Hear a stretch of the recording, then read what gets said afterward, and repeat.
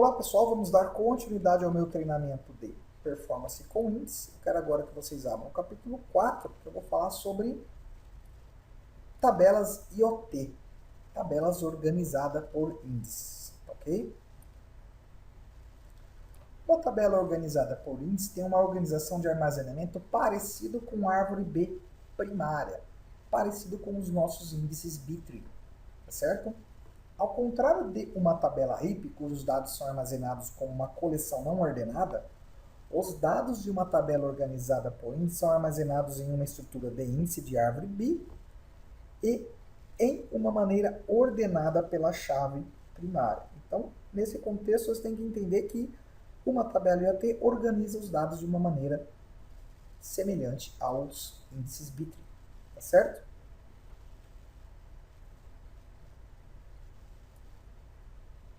A estrutura de uma tabela organizada por índice fornece os seguintes benefícios. 1. O acesso ao índice é muito rápido para obter todas as colunas indexadas, mas pode ser muito longo ao ter que obter as colunas não indexadas. No exemplo abaixo, isso vocês vão entender o que é esse item 1. Ele vai ter um acesso rápido se você for buscar as colunas que são indexadas. Os IoTs, 2, agora. Os IoTs são rápidos para recuperar todas as colunas, exceto o estouro, pela chave primária. Eu vou falar para vocês o que são as colunas que nós vamos determinar de overflow. Tá certo? Os IoTs são longos quando não recuperados. Os IoTs são longos quando são recuperados por índices secundários. Numa tabela IoT, você pode ter um campo lá que você quer criar um índice para isso. Então, se você usar essa consulta buscando dados por esse índice, você pode ter uma consulta longa. Ok? Então, os IoTs são longos quando são recuperados por índice secundário, quando recebemos colunas que não estão no índice e que não são da chave primária. Então, primeira atenção que você tem que ter, se você criar uma coluna, uma tabela IoT, as suas consultas vão ser rápidas pelos campos do índice, pelos campos que você indexou, pelos campos que são indexados. Tá ok?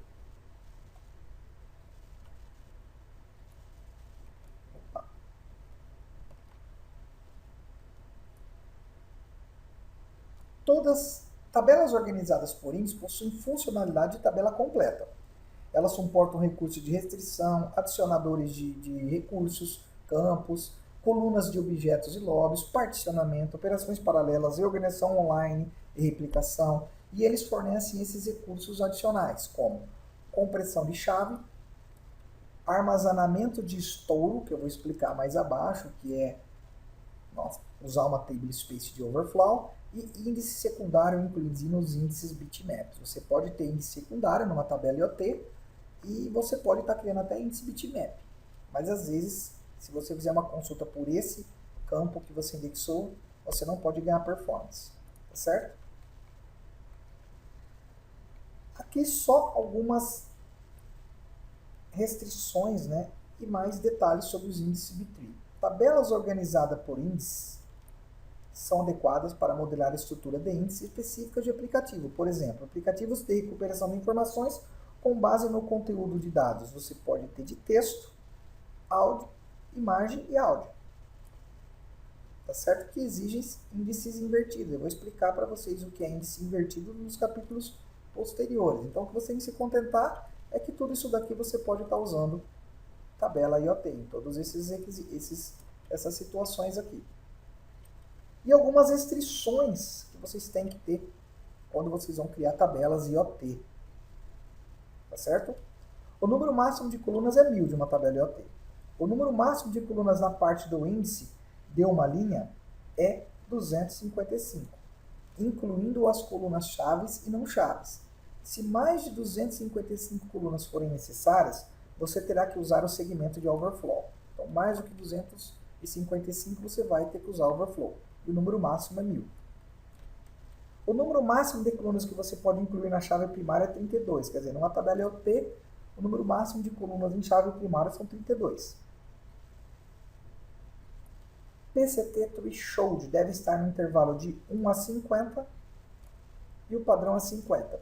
PCT threshold é aquela quantidade de dados que vai ser inserida dentro do bloco de memória, tá certo? Em porcentagem. As colunas-chave devem caber dentro do limite especificado, tudo dentro do seu limite especificado acima. Se o tamanho máximo de uma linha exceder 50% do tamanho dos blocos de índice e você não especificar um segmento de overflow, a instrução create table vai falhar, se a gente não especificar um segmento de overflow, tá certo? E todas as tabelas organizadas por índice não podem conter colunas virtuais. Então aqui são as restrições para você estar criando tabela organizada por índice, tá certo? E aqui, pessoal, aqui é um script que eu quero demonstrar para vocês como criar uma tabela organizada por índice e em que cenário eu devo estar criando, tá certo? Aqui eu montei um modelinho de dados, na verdade eu peguei um exemplo bem legal da internet, que demonstra quando você deve utilizar um índice B-tree, um exemplo simples, tá certo? Nesse caso aqui eu tenho uma tabela chamada user, onde eu tenho um campo user ID e username. Eu tenho uma tabela privilégios, onde eu tenho o ID do privilégio e a descrição dele. E eu faço uma tabela de relacionamento, onde eu tenho aqui a chave primária dessa minha tabela indexada, que são os campos relacionados, né?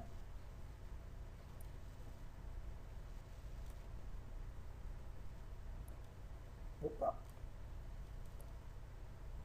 De cada tabela. E aqui eu tenho um campo normal, que não está indexado, não vai estar indexado esse campo, não é chave primária nem estrangeira, é um campo grant option, que vai ser o acesso sim ou não. Então, privilégios,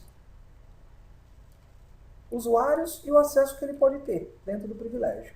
Ok? Então, esse cenário aqui seria um cenário de você ter um IoT. Por quê? Existem várias colunas que são indexadas. Normalmente essas colunas são chave estrangeira e elas são indexadas.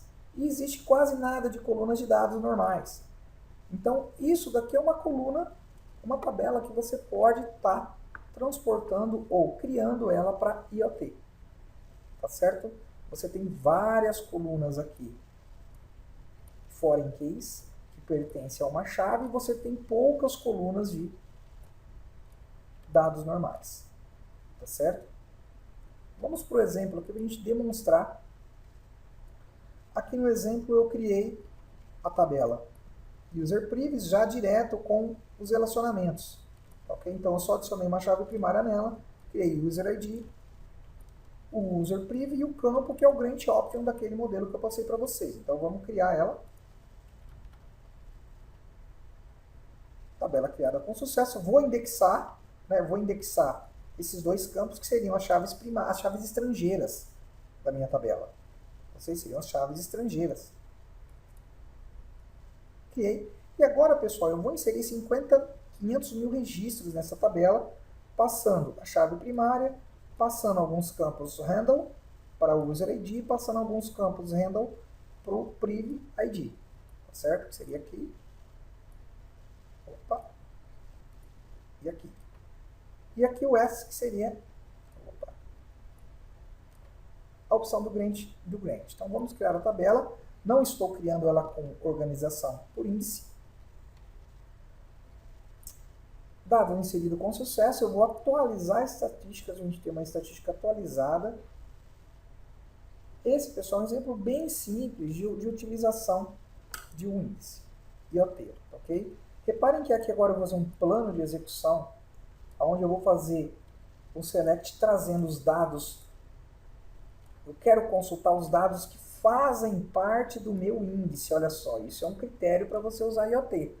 Tá vendo? Eu estou usando o ID, user ID, de 500 a 60 mil. Então, estou trazendo essas informações. Eu estou consultando os dados que fazem parte do índice. Ok? Se eu consultar um dado que não faz parte do índice, eu não vou ter performance com IoT. Tá certo? Então, para você trabalhar com tabelas IoT, você tem que estar consultando os dados que estão indexados. Tá certo?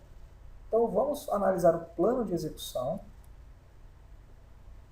Foi criado, olha só, o plano de execução criou com esses dados abaixo aqui.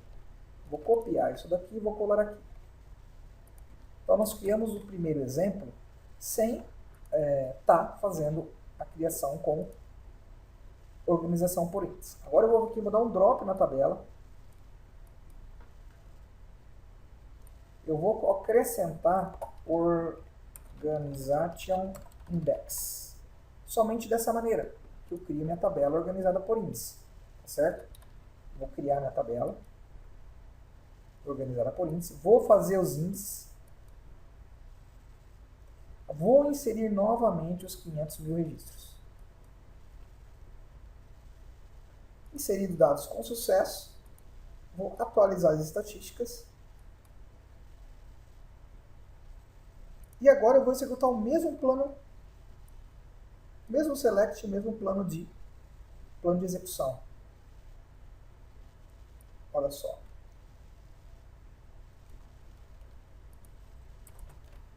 Dessa maneira aqui nós vemos uma pequena melhora.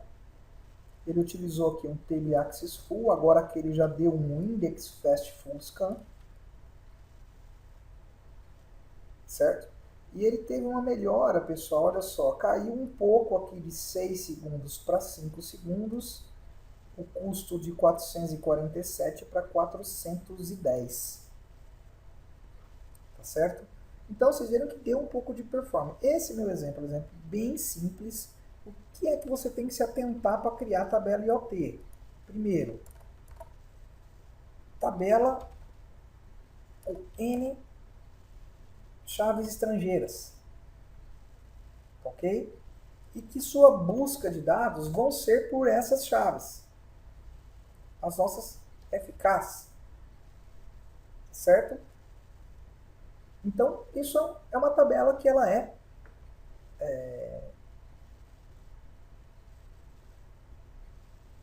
propícia à criação